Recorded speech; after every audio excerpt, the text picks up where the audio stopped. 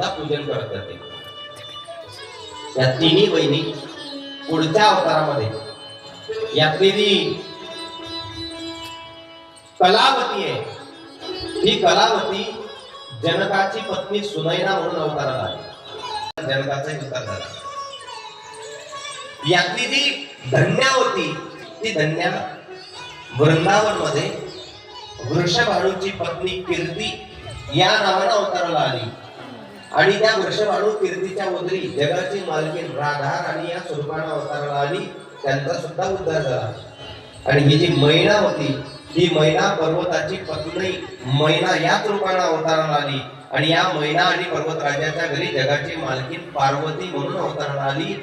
हे तिन्ही सामान्य कुटुंबामध्ये होत्या. पण जेव्हापासून जानकी माता, पार्वती माता आणि राधा राणीचा अवतार झाला, तेव्हापासून या सामान्य कुळाला सुद्धा लोक पूजायला लागले, मानायला लागले, त्यांची पूजा अर्चना करायला. ब्रह्मर्षयो मे सहदेवा सहाग्नया साधूनां ब्रवतो वृत्तं ज्ञानान्न च मत्सरा.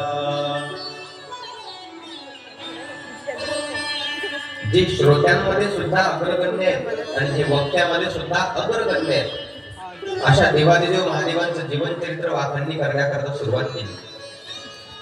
की विश्वाच्या पाठीवर शरीरात प्राण आहे तोपर्यंत क्षण म्हणजे देवादिदेव महादेवांची पवित्र शिवालयाची भूमी आहे, जिथे महादेव 24 तास वास्तव्य करतात आपल्या भूतगणांच्या सहित. मी तर नेहमी सांगत असतो, वर्षातून एखादा दिवस डबा पार्टीचा असंही करायला पाहिजे. काय झालं? देवाचा परिचय व्हावा लागतो. आणि आत्ताच्या काळाचा जर विचार केला ना, तर देव भेटला सगळ्यांना, पण परिचय मात्र अजूनही कोणालाच झाला नाही. आपल्याला झाला नाही यात काही नवल नाही, स्वतःच्या सासऱ्याला झाला नाही. जे आधीचा सुद्धा एक आधी आहे, ज्यांचं नाव आहे राम. मी त्यांचं भजन करतो. मग एक दिवसाचा प्रसंग असा वर्णन करून सांगितला.